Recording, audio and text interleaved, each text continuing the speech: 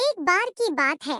एक घना जंगल था जहाँ पेड़ों की छाव में, हरे भरे घास के मैदानों में और छोटी छोटी नदियों के किनारे एक मस्ती भरी और खुशहाल दुनिया बसी थी। इस जंगल में हर तरह के जानवर रहते थे, लेकिन हमारी कहानी के नायक और नायिका थे मेंढक राजा और मेंढकी रानी। मेंढक राजा, जिसे सभी राजू कहकर बुलाते थे, एक प्यारा सा हरा मेंढक था। उसकी बड़ी बड़ी आंखें और चमकदार हरे रंग की त्वचा ने उसे जंगल में सबसे आकर्षक बना दिया था। राजू का स्वभाव बहुत ही हंसमुख और दोस्ताना था। वह दिन भर नदियों में तैरता, तालाबों में कूदता और अपने दोस्तों के साथ खेलता रहता था। मेंढकी रानी, जिसे सब रानी कहते थे, एक सुंदर और सजीली मेंढकी थी। उसकी आंखों में एक अलग ही चमक थी और उसकी आवाज में एक मिठास थी जो किसी का भी दिल मोह लेती। रानी भी एक खुशमिजाज मेंढकी थी जो अपने दोस्तों के साथ समय बिताना बहुत पसंद करती थी।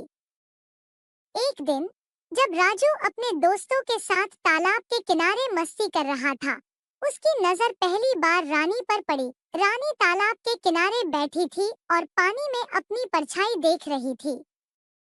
राजू को रानी पहली नजर में ही बहुत प्यारी लगी। उसने अपनी सारी हिम्मत जुटाई और रानी के पास जाकर बोला, नमस्ते, मैं राजू हूँ। तुम बहुत सुंदर हो, क्या तुम मेरा दोस्त बनना चाहोगी? रानी ने मुस्कुराते हुए जवाब दिया, नमस्ते राजू, मैं रानी हूँ और हाँ, मुझे तुम्हारा दोस्त बनकर बहुत खुशी होगी। इस तरह राजू और रानी की दोस्ती की शुरुआत हुई। वे दोनों दिन भर साथ में खेलते, तालाब में तैरते और जंगल की सैर करते।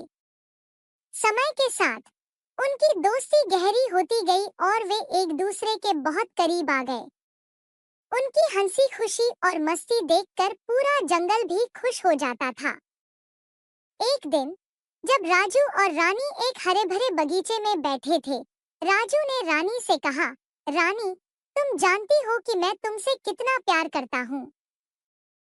क्या तुम मुझसे शादी करोगी? रानी ने थोड़ी शर्माते हुए कहा, राजू, मैं भी तुमसे बहुत प्यार करती हूँ और हाँ, मैं तुमसे शादी करूंगी। राजू और रानी की शादी की खबर पूरे जंगल में आग की तरह फैल गई। सभी जानवर बहुत खुश थे और उन्होंने मिलकर उनकी शादी की तैयारी शुरू कर दी। शादी के दिन पूरा जंगल रंग-बिरंगे फूलों से सजाया गया। तालाब के किनारे एक बड़ा सा मंडप बनाया गया और सभी जानवर वहां इकट्ठा हुए। राजू और रानी ने एक दूसरे को माला पहनाई और साथ जीने मरने की कस्में खाईं। उनकी शादी बहुत ही धूमधाम से संपन्न हुई और सबने जमकर नाच गाना किया।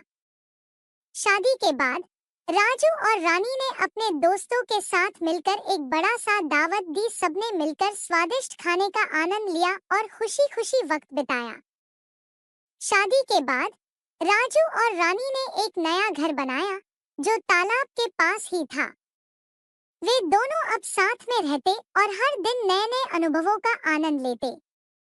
राजू और रानी का प्यार और मजबूत होता गया और वे एक दूसरे के बिना एक पल भी नहीं रह पाते थे।